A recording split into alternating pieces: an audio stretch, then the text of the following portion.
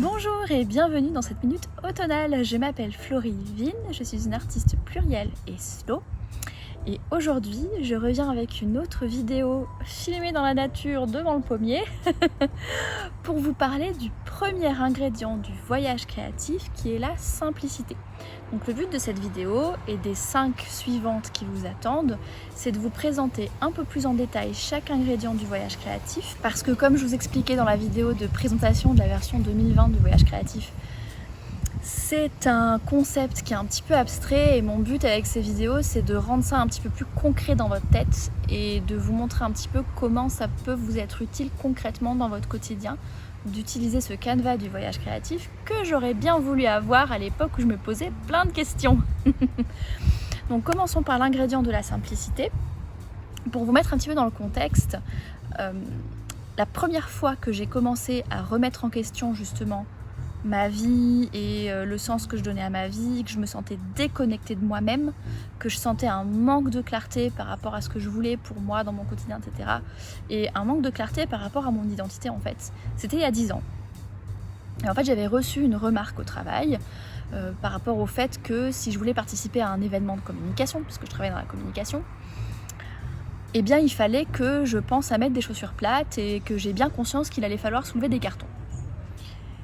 Remarque qui m'avait franchement étonnée, parce que je m'étais dit je suis quand même suffisamment maligne pour savoir qu'on ne débarque pas avec des talons de 12 sur un événement de communication. Et ça m'avait laissé perplexe parce que ça correspondait pas du tout à l'image que j'avais de moi-même. C'est-à-dire l'image que j'avais de moi-même qui était quelqu'un d'un petit peu, entre gros guillemets, garçon manqué, parce que j'aime pas cette expression, mais en tout cas quelqu'un de justement pas très précieuse, d'aventurière, un peu intellectuelle, cultivée, qui écrit, qui lit, qui s'intéresse à plein de trucs, intelligente. Et en fait, cette image que j'avais de moi-même, je voyais pas du tout quelqu'un dire à cette personne attention, mais pas des talons de 12 quand tu vas sur un événement. Pour moi, c'était pas du tout le genre de truc qu'on pourrait me dire à moi. Et pourtant, c'est bien quelque chose qui m'avait été dit à moi. Et c'est là que j'ai pris conscience que l'image que je renvoyais auprès donc d'un milieu professionnel où les gens ne me connaissaient pas avant, hein, ils avaient juste la vision de moi maintenant, ils ne connaissaient pas le moi d'avant, contrairement à moi qui connaissais le moi d'avant, donc logique. Et qu'il y avait un vrai décalage entre l'image qu'ils avaient de moi et la personne que je pensais être au fond de moi-même et la personne que j'avais envie d'être finalement.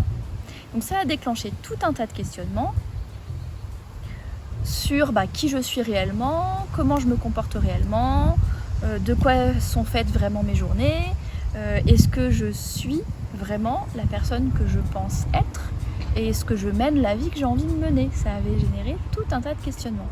Et ce qui est intéressant, c'est que quand cette série de questionnements a commencé en 2010, la première ressource vers laquelle je me suis tournée, c'est le minimalisme. Donc à l'époque, il n'y avait pas autant de ressources qu'il y en a maintenant. Donc à l'époque, moi j'avais lu le livre de Dominique Leroux qui s'appelle L'art de la simplicité.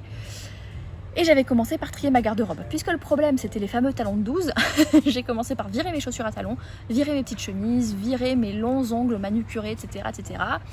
Et ouais, virer tout le superflu, puisque je ne savais plus vraiment qui j'étais et quelle image je renvoyais. Et ben je voulais virer tout le superflu et revenir à une image essentielle. Et il y a eu une époque où je me suis habillée de manière hyper neutre en fait. Hyper genre le jean, le t-shirt, la petite veste, j'ai eu des cheveux très très courts, je mettais plus de bijoux, bref. C'était quelque part ma réaction un petit peu instinctive à tout ce questionnement là qui me submergeait complètement. C'était d'aller vers la simplicité, de supprimer tout le superflu et de me demander ok, qu'est-ce qui reste. Donc j'ai commencé par le minimalisme matériel, donc ce qu'on appelle communément le minimalisme qui contient le fait de trier ses objets. J'ai commencé par la garde-robe, mais j'ai aussi trié derrière le reste de mes possessions dans mon appartement, etc. etc. Et je trouve que c'est pas mal de commencer l'ingrédient simplicité par du minimalisme parce que c'est plus facile de se poser des questions sur un objet que sur soi-même. Je vous explique. Quand on trie notre garde-robe, si vous connaissez un petit peu Marie Kondo par exemple, la méthode KondoMarie, ce genre de truc, c'est vous allez prendre chacun de vos vêtements et vous demander est-ce que ça me crée une étincelle de joie ? Est-ce qu'il me plaît ce vêtement? Est-ce que je l'aime? Est-ce que j'ai envie de le porter? Est-ce que j'ai envie qu'il reste dans ma vie ou pas? Et vous allez quelque part juger ce vêtement, vous demander est-ce qu'il vous est essentiel ou est-ce qu'il vous est superflu? Est-ce qu'il est trop petit, trop grand, troué, machin, est-ce qu'il correspond à mon style, etc., etc. Et vous allez faire un tri. Et ce tri-là va amener à prendre conscience de certains goûts, de certaines valeurs, de certaines préférences, de certaines priorités, de justement ce qui nous est essentiel dans ce domaine-là des objets. Donc par exemple pour la garde-robe, c'est comme ça que j'ai pris conscience qu'en fait je portais des talons parce que j'étais complexée par ma petite taille, mais qu'en fait c'était hyper inconfortable et que ça me correspondait pas du tout et que c'était pas étonnant que je renvoie une image qui n'avait rien à voir avec qui j'étais à l'intérieur si je portais des vêtements qui ne me correspondaient pas.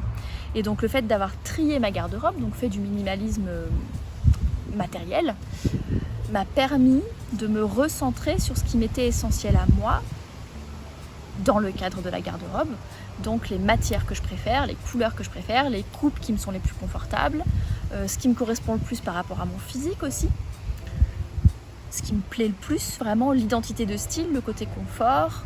Voilà, ça a été une redécouverte, entre guillemets, quelque part, une reconnexion avec moi-même sur mes goûts vestimentaires, mes approches de vêtements et même mes valeurs, puisque le fait de pratiquer le minimalisme vestimentaire m'a amené derrière à me poser des questions sur les méthodes de fabrication des vêtements, sur mes habitudes de consommation. Tout ça, on en parle dans les vidéos autour de l'opération porte-monnaie zippée si vous voulez en savoir plus.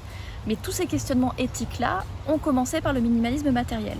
C'est-à-dire que trier ma garde-robe m'a permis de me demander quelles valeurs j'avais envie de nourrir en tant que porteuse de vêtements, en tant qu'acheteuse de vêtements par rapport aux vêtements.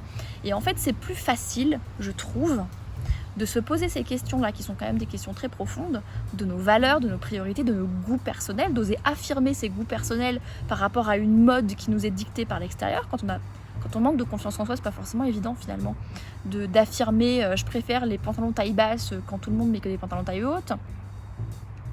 Et du coup voilà, je trouve que c'est plus facile de commencer ce processus-là avec des objets. Donc là je vous donne l'exemple des vêtements, mais ça peut être d'autres types de collections d'objets. Parce que justement on n'a pas d'attachement personnel, identitaire, profond sur des objets.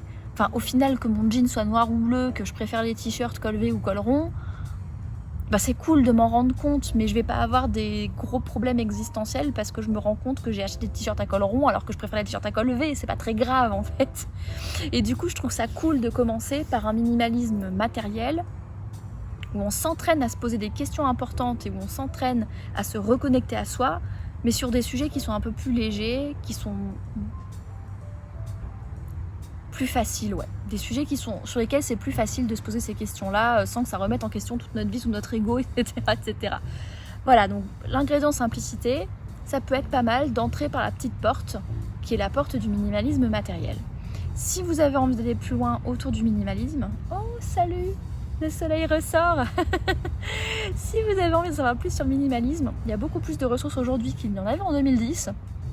Je vous invite à vous tourner du côté du documentaire Minimalism, qui est disponible sur Netflix et dans lequel vous voyez apparaître tous les gens qui m'avaient influencé à l'époque. Donc The Minimalists, Joshua Baker de Becoming Minimalist, Leo Babauta de Zen Habits, Courtney Carver qui a le projet 333. D'ailleurs, je vous invite, si vous voulez faire du minimalisme de votre garde-robe, le projet 333, c'est très sympa.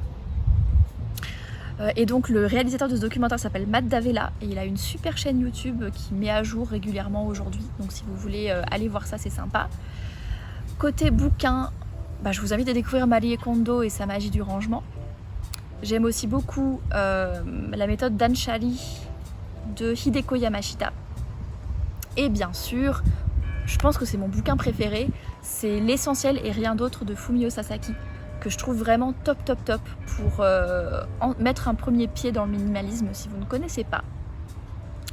Ensuite, dans cet ingrédient simplicité, il y a l'autre pendant du minimalisme matériel qui est le minimalisme du temps. Donc le slow, le fait de remettre de l'intention dans notre emploi du temps. Et ça correspond aussi à l'évolution que j'ai eue moi personnellement. C'est-à-dire qu'après avoir trié ma garde-robe, j'ai commencé à me demander ce que je faisais de mes journées. Et c'est là que je me suis rendu compte que ça faisait longtemps que j'avais pas écrit, pas lu, pas peint, pas fait de jeu de rôle, pas fait de musique, alors que je me voyais encore comme quelqu'un qui était créatif, culturelle, intelligente, etc. Et en fait, alors bon, l'intelligence ça n'a rien à voir, mais en tout cas tout le côté créatif et tout, je me suis rendu compte quand j'étais donc il y a 10 ans stagiaire dans mon premier boulot, etc. et qu'on me reprochait mes talents de 12. Et bien c'est là que j'ai pris conscience qu'en fait dans mon emploi du temps je ne consacrais plus de temps à ça, qu'au fil de mes études j'avais viré ces trucs petit à petit et que j'avais fourré beaucoup de superflu dans mon emploi du temps à la place. Donc voilà, ça peut être une deuxième étape pour faire le lien justement avec les compétences finalement qu'on apprend en triant nos objets, de commencer à réfléchir à comment on passe notre temps, parce qu'on commence à arriver au cœur de ce qui est un peu plus important, c'est-à-dire ce qui me plaît, ce qui m'intéresse, ce que j'aime, les gens que j'aime, les activités que j'aime, ce qui donne du sens à ma vie. Donc on commence à rentrer dans quelque chose d'un petit peu plus important, d'un petit peu plus difficile peut-être à traiter aussi. Mais comme ça on y rentre petit à petit et ça je trouve ça plutôt cool. Donc tout ce qui est mouvement slow, tout ce qui est essentialisme aussi, tous ces mouvements un petit peu où on reprend le contrôle sur notre propre emploi du temps, nos priorités de vie, etc. Ça fait partie des éléments de l'ingrédient simplicité. Donc je peux vous citer Éloge de la lenteur de Carl Honoré, je peux vous citer Essentialisme par Greg McKeown, il y a aussi Deep Work et Digital Minimalism de Cal Newport qui sont pas mal sur le sujet. Si vous voulez donc aller un petit peu plus en profondeur dans l'ingrédient de simplicité. Et donc le but final de tout ça, de cet ingrédient-là, c'est de faire la place à ce qui vous est essentiel. Si on prend la métaphore du jardin intérieur, de l'imaginaire intérieur, qui est justement ce qui se passe en nous. Donc on va commencer par faire un petit peu un état des lieux de l'état du jardin, ici, maintenant, aujourd'hui. Et l'ingrédient essentiel, enfin l'ingrédient simplicité, va consister à virer les mauvaises herbes pour laisser respirer les plantes qui restent. Et ça va nous permettre ensuite de faire un petit peu un état des lieux des plantes en question, donc de l'essentiel, de ce qui reste, de ce qui nous est important. Et ça, ce sera l'ingrédient suivant, qui est l'ingrédient d'introspection. Pour terminer cette minute automnale, des idées de pratiques créatives pour vous aider dans votre simplicité. Donc je vous ai parlé de trier vos objets. Donc vous pouvez trier des catégories d'objets pour vous entraîner justement à vous reconnecter à votre essentiel, en fait, d'arriver à reconnaître ce qui vous est essentiel et ce qui vous est superflu. Vous pouvez aussi faire des exercices de journal orienté. Donc ça, c'est des exercices d'écriture intuitive. Et vous pouvez faire des exercices de journal orienté pour justement arriver à discerner l'essentiel dans tout ça. Une première idée, ça peut être de vous imaginer une journée idéale et vous voyez ce que vous mettez dans cette journée. C'est-à-dire que d'un coup de baguette magique, quelqu'un vous a créé votre vie idéale. Vous vous levez le matin. De quoi est faite cette journée de votre vie idéale? Et ça va peut-être faire ressortir ce que vous aimez le plus, peut-être que vous allez voir les personnes que vous appréciez le plus, peut-être que vous allez faire les activités qui vous font le plus kiffer au fond de vous-même, ce genre de choses-là. Donc ça peut être un exercice d'écriture intuitive intéressant. Un autre exercice d'écriture intuitive intéressant, ça peut être de vous demander, en fait de vous poser des limites fictives. Par exemple de vous dire, pour redonner le parallèle avec la garde-robe, si demain je devais partir en voyage avec seulement 10 vêtements, lesquels je prendrais? Et vous allez prendre vos 10 vêtements préférés, par exemple. Et donc vous pouvez faire un exercice créatif autour de ça. Si je devais choisir seulement, on va appeler ça l'exercice de l'île déserte. Si je devais emmener seulement 5 livres sur mon île déserte, lesquels j'emmènerais? Et peut-être que ça peut vous faire vous rendre compte de vos genres de lecture préférés, par exemple. Donc sur mon île déserte, je ne peux emmener qu'un seul outil qui me permet de faire des activités. Et du coup, qu'est-ce que j'emmènerais? Quelle activité je privilégierais si je ne pouvais plus faire que celle-ci? Donc amusez-vous, le but c'est de faire quelque chose de vraiment fun. Amusez-vous avec cet exercice de l'île déserte. Sur le thème que vous voulez, ça peut être le thème des objets, ça peut être le thème de vos activités, ça peut être le thème de quelle personne dans votre vie, le bateau qui vous emmène sur l'île, il est limité en place, qui vous emmèneriez en priorité pour réfléchir à l'essentiel dans vos relations par exemple. Mais je vous invite vraiment à faire ça de manière fun. Le but c'est pas de se sentir privé ou de se sentir obligé de supprimer. Je vais terminer la vidéo là-dessus. Pour l'ingrédient simplicité en général, la réflexion de votre essentiel en général, il y a un conseil que j'aime beaucoup chez Marie Kondo qui conseille en fait, plutôt que de réfléchir aux objets que vous allez enlever, qui est un truc négatif, genre toi je vais te virer, elle réfléchit elle propose de réfléchir à l'inverse, de réfléchir aux objets que l'on veut garder. Ce qui nous crée une étincelle de joie à l'intérieur de nous, ce qui nous enthousiasme le plus. Et je vous invite à aborder cet ingrédient de simplicité avec cet état d'esprit-là.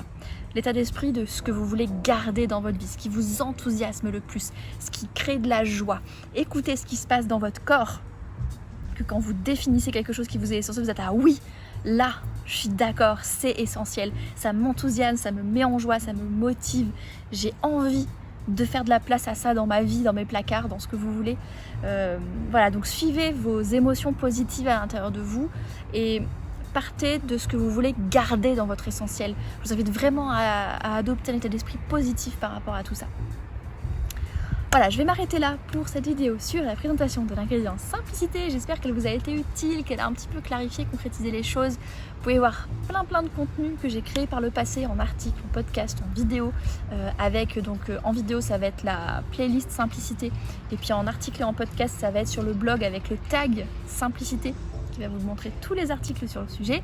N'oubliez pas que vous avez la page de ressources, donc florietaylor.com/ressources avec tous les PDF gratuits à disposition. Et puis au fil du temps, je vais alimenter mes curiosités aussi avec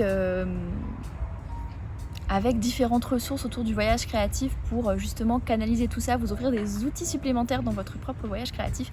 Donc n'hésitez pas à aller voir florietaylor.com/shop en fonction de quand vous allez regarder cette vidéo. Il y aura peut-être des ressources dédiées à la simplicité. En attendant, merci infiniment d'avoir vu cette vidéo jusqu'au bout. Je vous souhaite une belle journée, une excellente soirée et à demain!